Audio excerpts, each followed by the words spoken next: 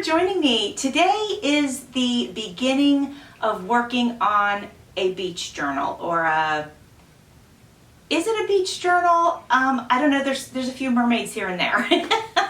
So we're gonna call it the Beach Mermaid Journal. Anyway, this was in a pile of unfinished projects, and my friend Carol at Crafted by Carol just motivated me to get into that pile and get those things done.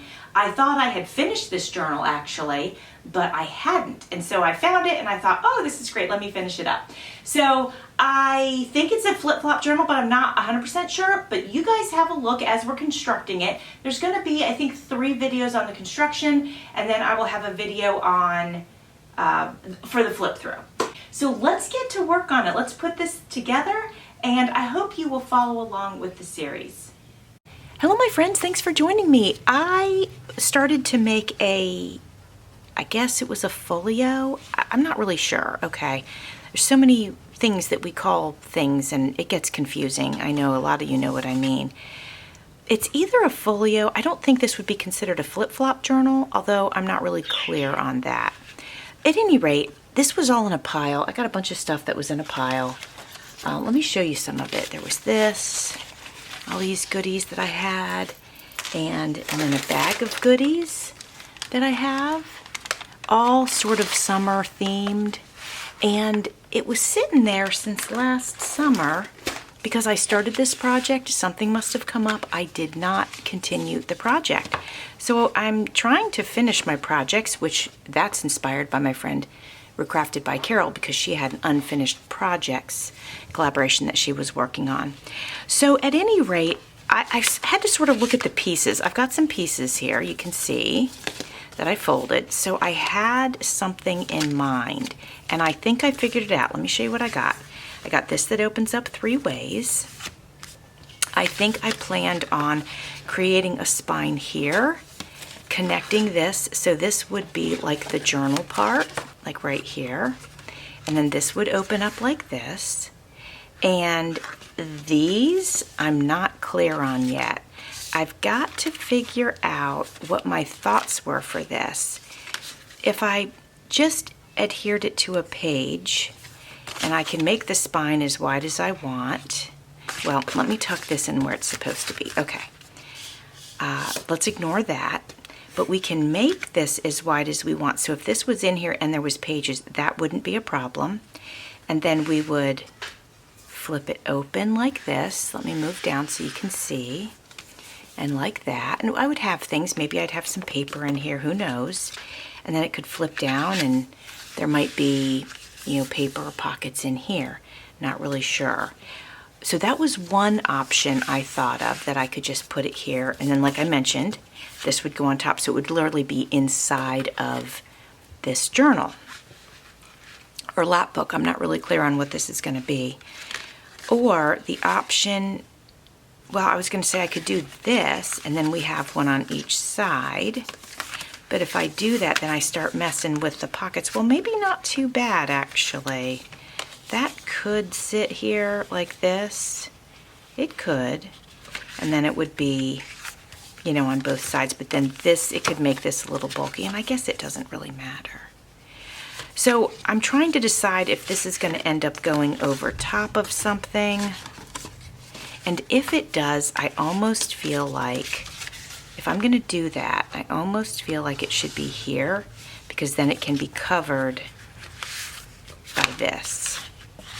So I might go ahead and just glue. Do I want to glue that?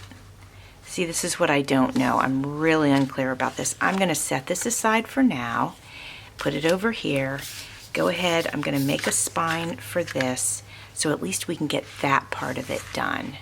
So anyway, this is going to be a summertime project, a little bit of craft along, and then a flip through. And I'm planning on hopefully putting inside of it these wonderful index cards that I made on my Friday Live with Jennifer of Scrapbooks and Memories. So this kind of inspired me. I knew this was in a pile, and these inspired me to get this out and say, hey, you know what? It's summertime.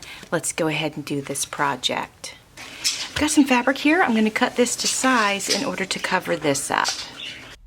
All right, friends, I have cut a spine.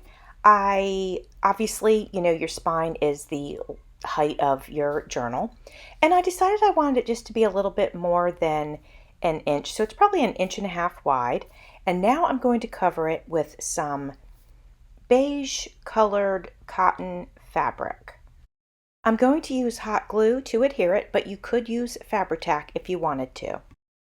I'm going to use about 3 strips of the hot glue, but you'll notice I'm doing it 1 strip at a time because it does dry rather quickly. So I want to be sure that I get the fabric on there before it dries. The first side is done. Now I'm flipping it over and I'm going to do the second side. Once I get that done, I will trim the ends just in case there's any extra fabric, hanging over.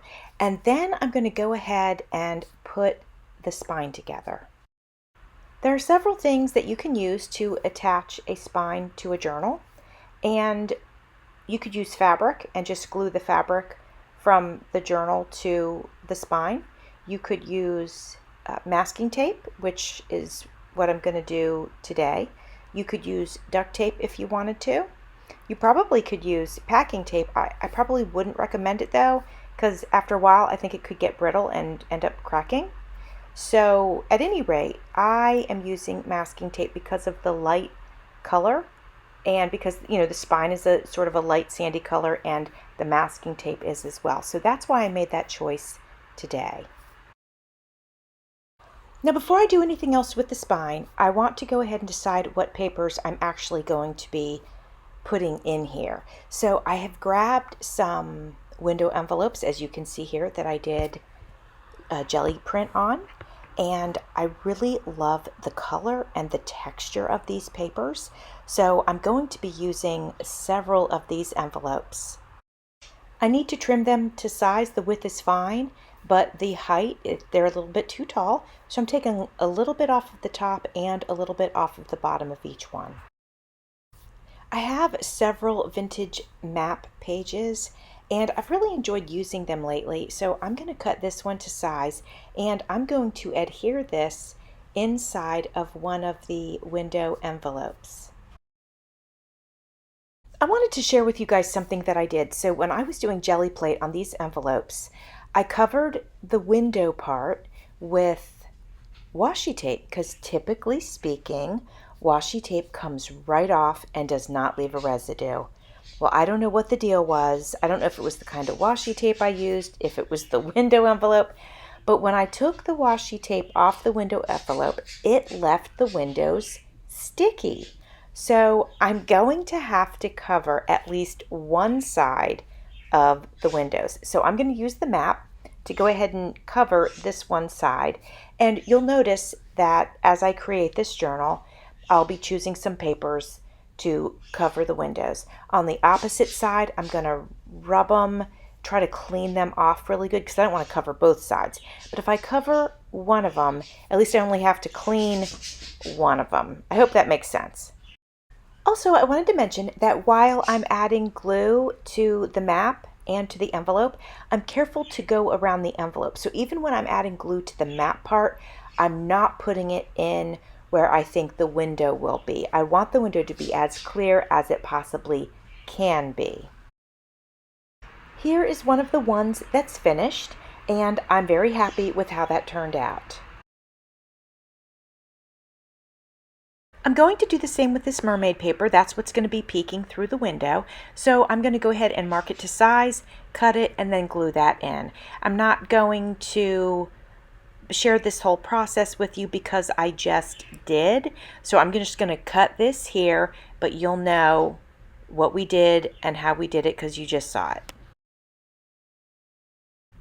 So here is the result of this one, and it's basically the same as the other one except just the colors are different. I'm going to go ahead and follow suit with the rest of these window envelopes, and then we'll come back and move on to the next step.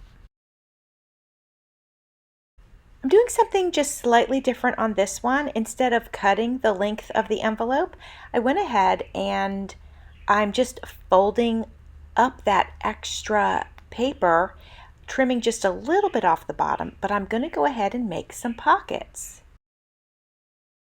They won't be super deep, so I won't be able to put anything really big in them, but I will be able to put some small tags in them. You'll notice that I snipped the center out, and that's so when the journal opens and closes, the paper is not in the way and not getting bound up in the spine area. The next step that I'm going to do is to keep the white side of the scrapbook paper from being just plain white. I figured I'd go ahead and add some stamping to it. While I am adding some stamps to these pages, I want to let you know about a couple of things that are going on my channel. I'm having my Road to 4K giveaway. I think this video will go out before my giveaway has ended. So if you want to check that out, you can find that video on my channel. I'll try to make sure I link it in the description box. I want to let you know about some freebies that are available through my Facebook group, which is called Creating with Jovi Journals and Crafts. And it's a private group, but you are welcome to join if you'd like to. I've got freebies up there that coordinate with a digital kit called the Gilded Age. And then I'm also going to have freebies go up for our Gothic Girls collaboration. And there's also a digital kit for that, but you can grab the freebies through my Facebook group if you'd like to. And I'd love it if you participated and you posted your makes on the Facebook group, obviously also on YouTube and all that good stuff. But that would be fun if you came along with us for this collaboration. The Gothic Girls collaboration will be for the whole month of September. I'm going back now to the first one that I glued the map to, and I'm going to cut these white pages to size so that I can adhere them to the map so that there's some space for writing.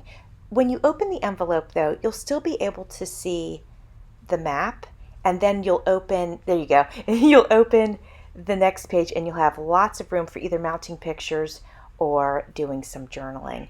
And I'm going to do the same thing on this one as well. My camera seems to have gotten zoomed in somehow. I'm not really sure what I did and when I did it, but sorry about the, that it's so close. I feel like you can't see the whole, the whole picture, but hopefully you can see enough to notice what I'm doing. We did a lot of prep work today in getting the vintage envelopes ready so that they could be used for journaling or photo mounting or whatever. And there's going to be another video coming up very shortly in this series. I think I'm going to end up having 3 to 4 videos plus the flip through. And I hope that you'll join along. Thanks for watching. See you soon.